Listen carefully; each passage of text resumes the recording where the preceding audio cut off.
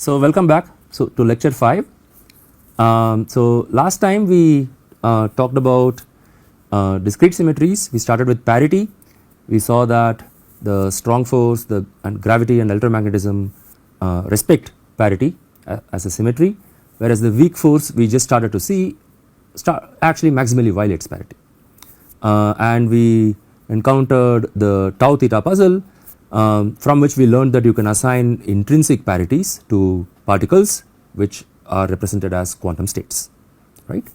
And we saw the intrinsic parity of a photon was -1, of fermion antifermion pair was -1, and so on, right. We motivated the intrinsic parities of these. Of a meson was -1 power L plus 1, and from which we got that the intrinsic parity of pions is -1. So let us further explore the theta tau puzzle and its consequences. Okay. We got to the point where we wrote down the intrinsic parities of the tau and theta. Remember that the theta goes to 2 pions with correct charge assignments, and the tau has intrinsic parity of -1 because it goes to 3 pions, right. Good. So that was the puzzle really. Why do these two particles have everything the same except parity? That really was the puzzle. Okay, people had discovered a host of mesons at that point, hadrons in general, a huge spectrum of hadrons, but they had never seen two mesons, completely different, two different mesons with exactly the same mass as far as can be told by experimental precision. Okay, so what is going on? So the resolution came in 1956 via C.N. Yang and T.D. Lee. Okay, and their radical proposal was that since everything but parity is the same for these two species, you know what, maybe parity is not a good symmetry. That was their resolution. Okay, why are we holding on to parity really? Why should everything look the same in a mirror? Okay, so and then they said maybe theta and tau are the same state. All right, it's just that we shouldn't expect sometimes the state, whatever it is, goes to 2 pions, sometimes it goes to 3 pions, and then if we don't assign intrinsic parity like this, then we are fine. This was their radical proposal. Not only that, they also proposed a test for this, a laboratory test for this, okay, which went on to become particle physics legend, okay, when it was conducted by that very year by Madame Wu. All right, and the punchline is that they were proved right. Okay, this test showed that they were indeed right. It shocked the world. It shocked the world so much that in 1957 they got the Nobel Prize. This is, I think, the fastest Nobel Prize that I encountered. Within a year of publication, and that very year they got it tested, they got a Nobel Prize. Okay. So what was the test? It's actually very simple at face value, but it's a little subtle, okay, to think about. The idea was you take a nucleus that was known to emit electrons via beta decay, all right. In this case it happened to be a cobalt 60 nucleus, right, and the nucleus has an intrinsic spin, right. This is not really how spin works. The quantum spin is not a physical spin, it's it's its own quantum number, but for the purposes of this illustration just think of it this way, think of this toy model, okay. Okay, so the nucleus has a spin, and just to orient ourselves, let me call this north. This will come in handy later, okay. I am going to call the upper direction north. Now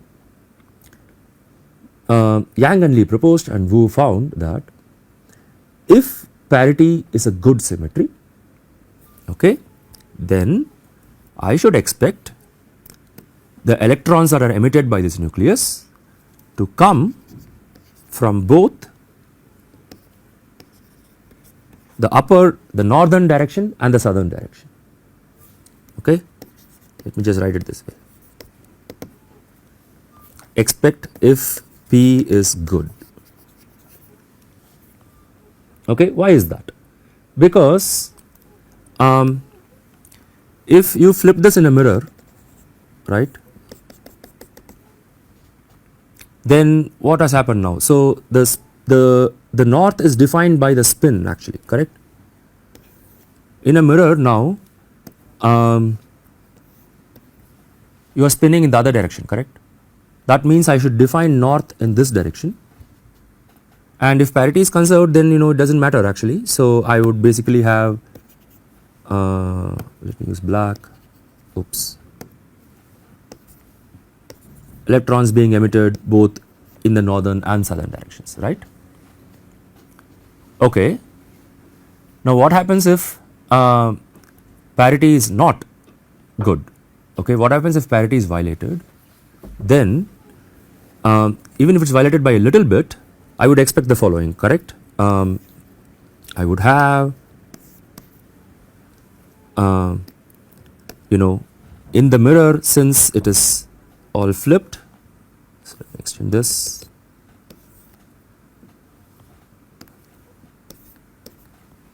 If I had more electrons from the northern direction and less in the southern direction, correct, in the mirror I would get less electrons in the northern direction and more in the southern direction.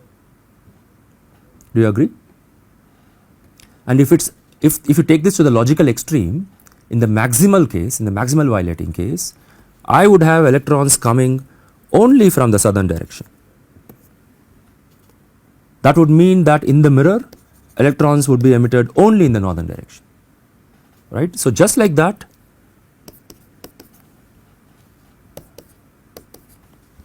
if I were to observe electrons only in the southern direction, I know that parity is maximally violated, because in the mirror it comes only in the northern direction, right?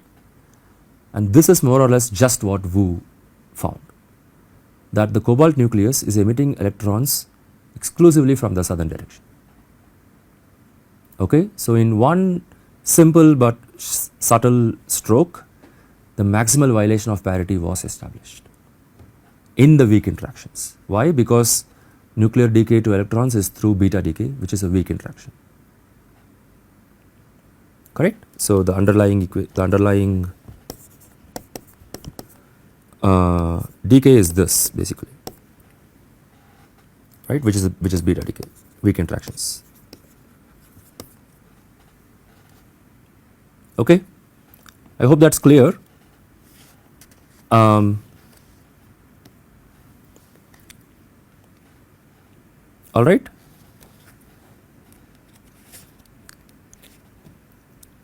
Okay, so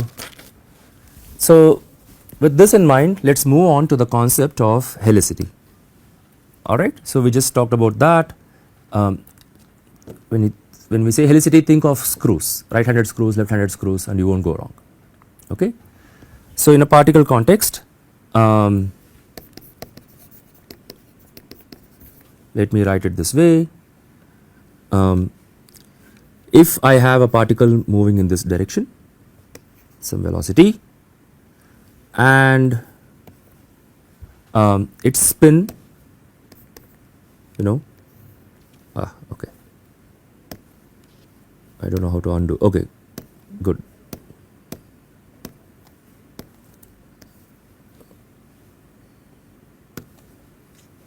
Okay, let me draw it again. I'm sorry. So, I'm losing colors now. Okay, and I had a spin such that the spin axis is pointing in the direction of the velocity. What is this? Is this right-handed or left-handed? This is what you would call a right-handed screw, right? So this is right-handed. Very good. And then if I have again spin oriented in the same direction, but if the particle was moving in the opposite direction, now the spin and propagation axes are in opposite directions, so I would call this basically left handed, right. What I can also do is you know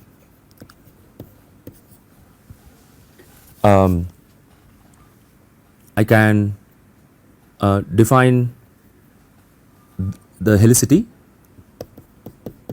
like this, right. Where I can take the z component of the spin, and then I can think of this as the z component of the spin that's either aligned or anti-aligned with the velocity, setting of course the velocity to be in the z direction. Okay, so I can either talk about this in terms of right handed and left handed helicities, or I can say helicity plus 1, helicity minus 1, same thing. Okay. All right. Can I do this for massless particles though? Is it kosher to do this for massless particles? What do you think? Can I assign a helicity of plus 1 and minus 1? Is that true?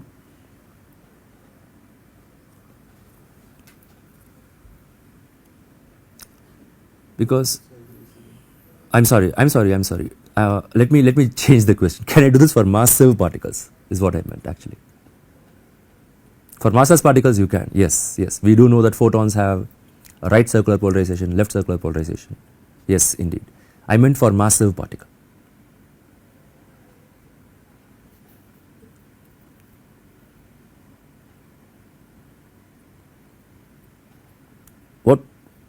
What distinguishes massless and massive? Think of it in a relativistic sense.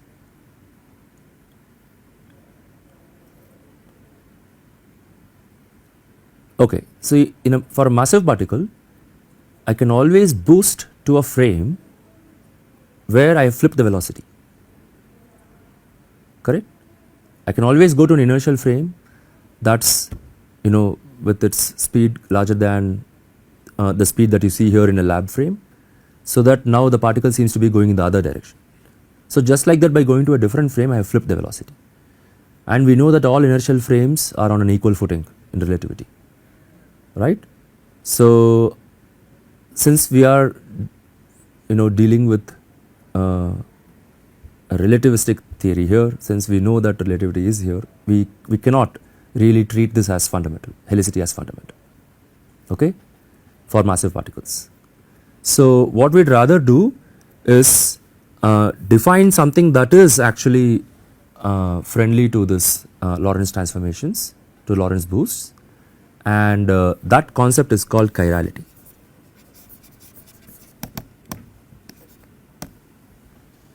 Okay, let me just write for Lorentz invariant treatments.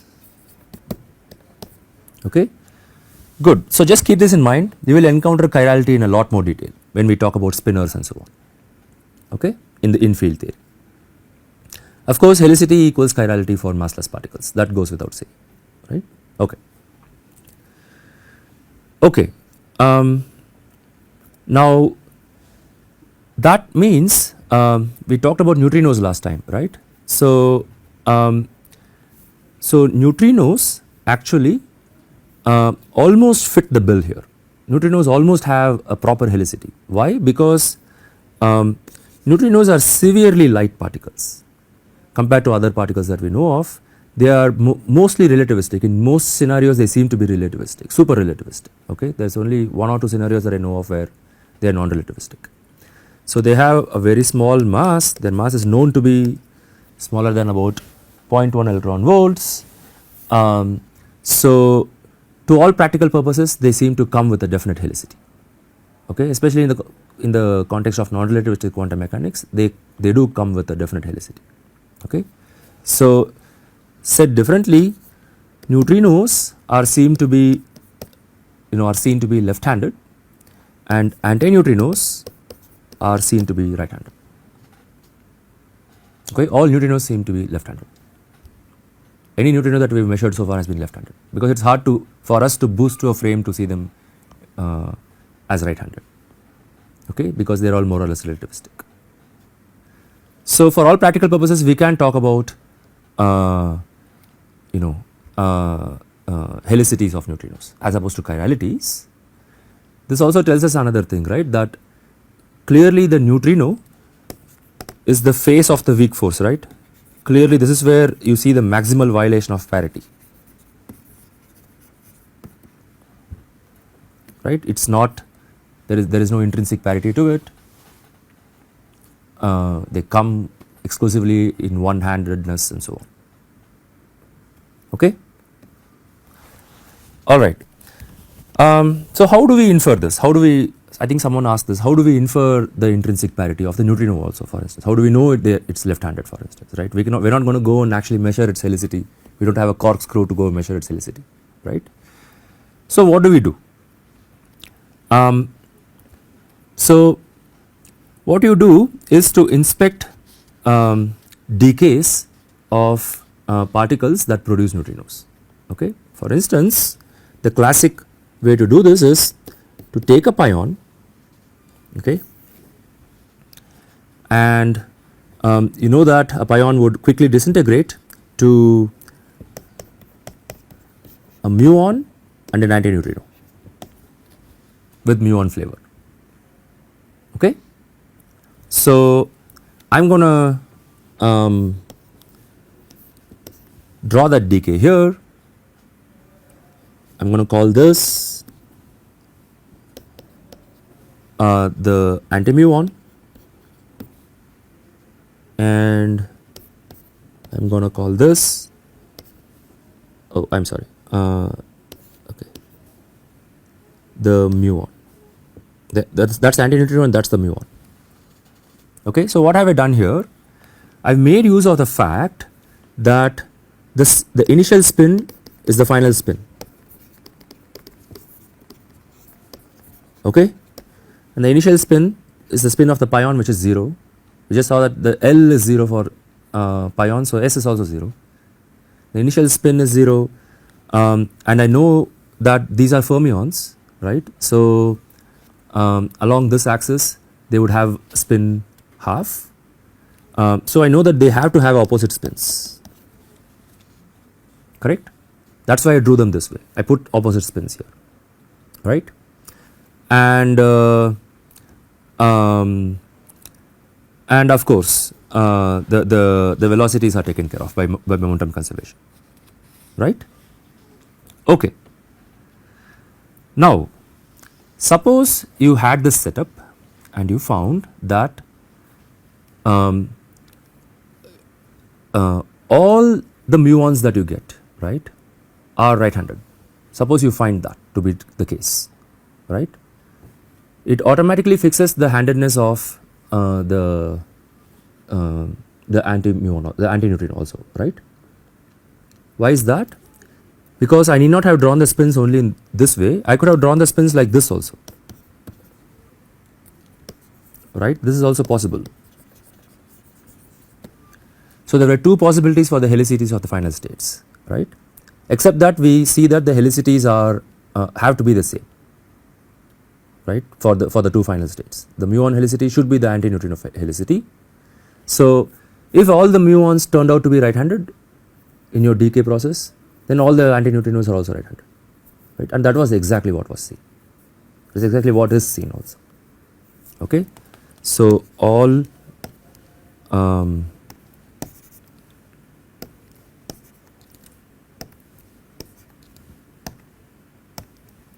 so okay, all muons right-handed implies all antineutrinos right-handed.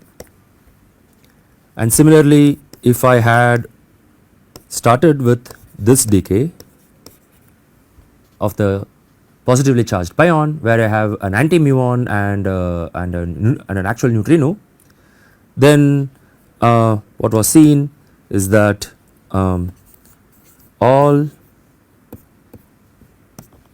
antimuons were left-handed so that all the neutrinos are left handed.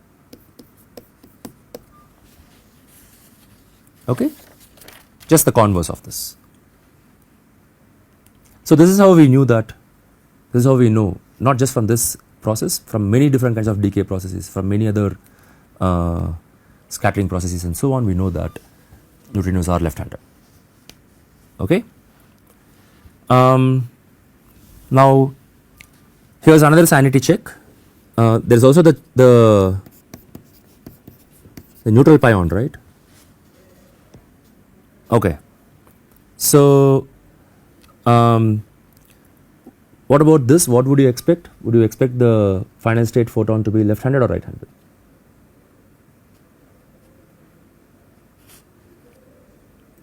By the same logic, they should have this, the two photons, if I call them gamma 1 and gamma 2, right, should have the same helicity, right, by the logic from the previous page. They should have the same helicity by spin and momentum conservation, right. But would you expect them all to be just left handed, just right handed, or what?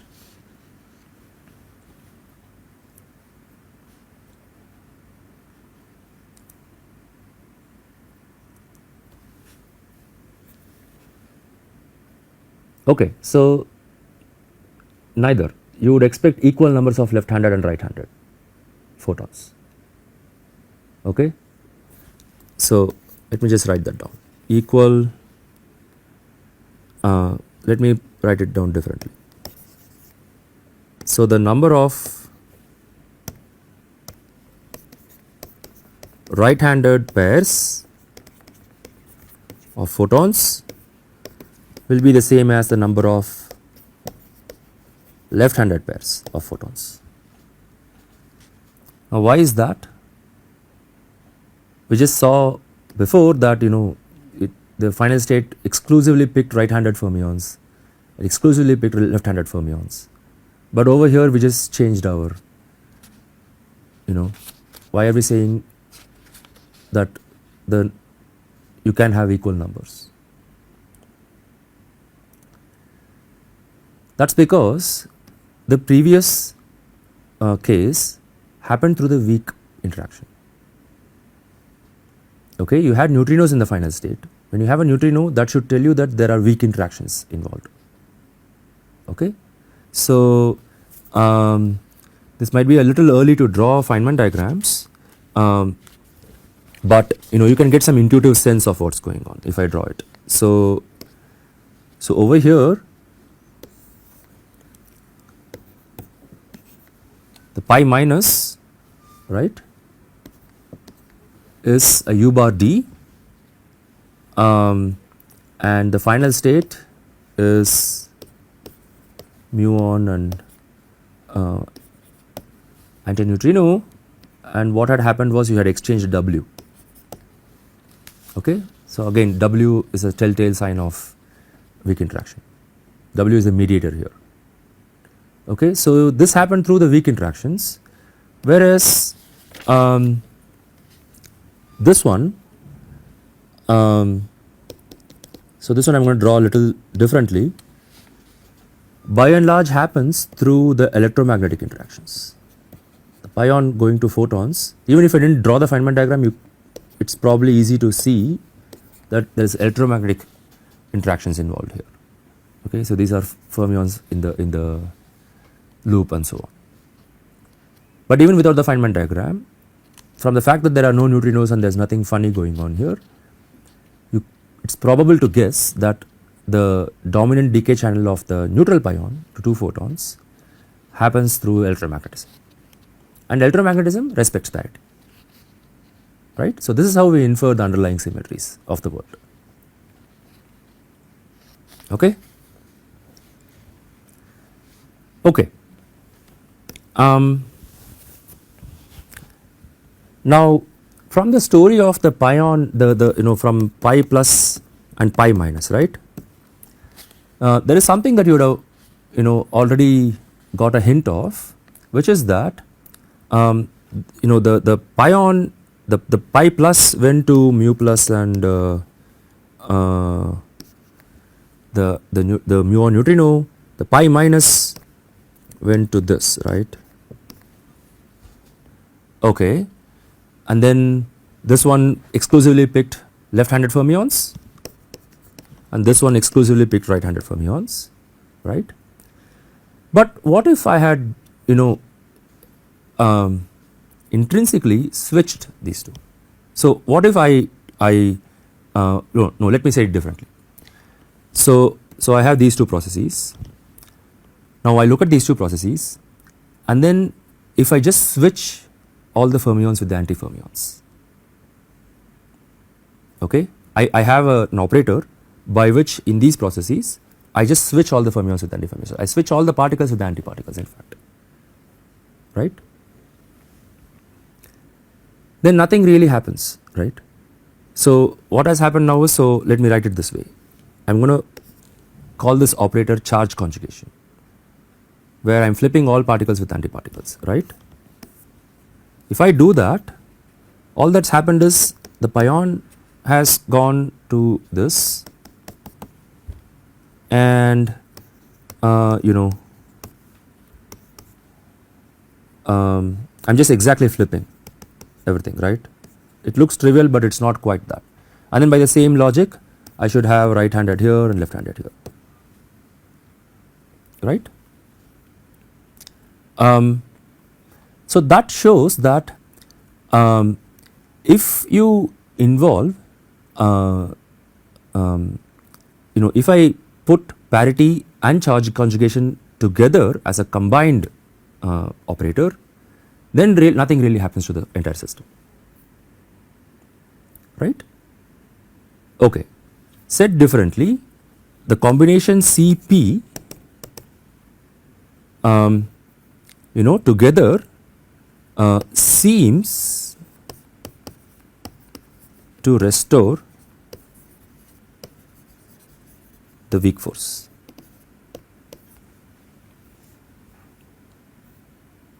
right?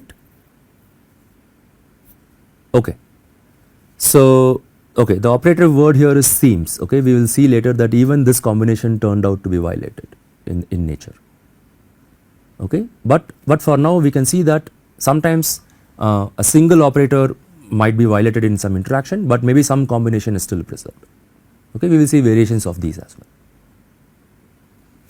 Okay, so that gives me my segue to the concept of charge conjugation. Yes. Okay.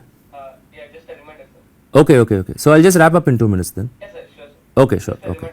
reminder, Okay, thanks.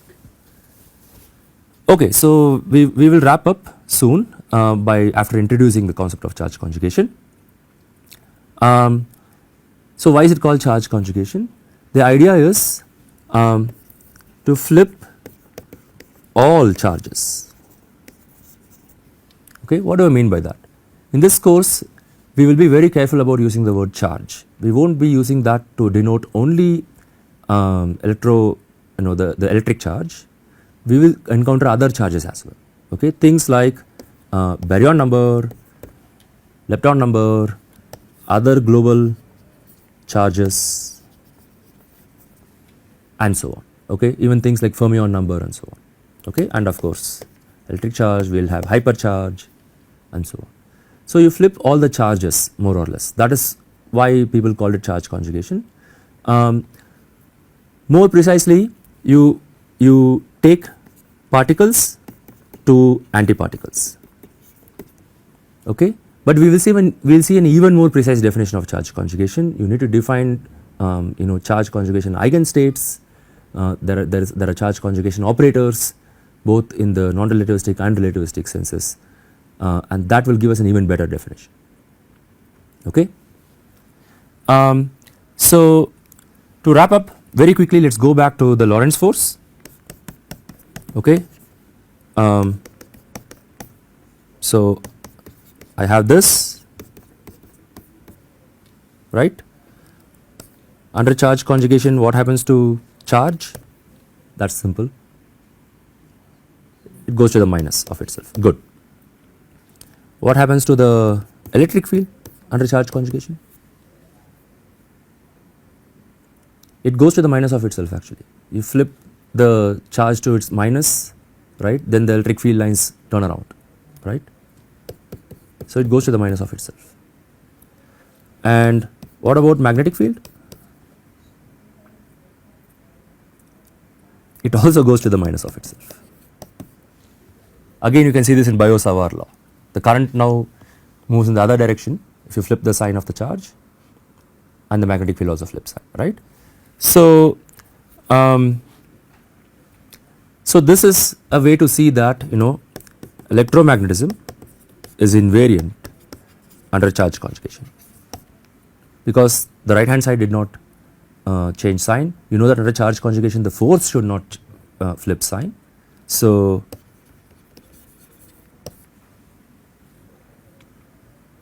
okay, alright, good. So, we will explore this concept further in the context of other forces and especially the weak force and the strong force. Okay, thank you then, see you next time.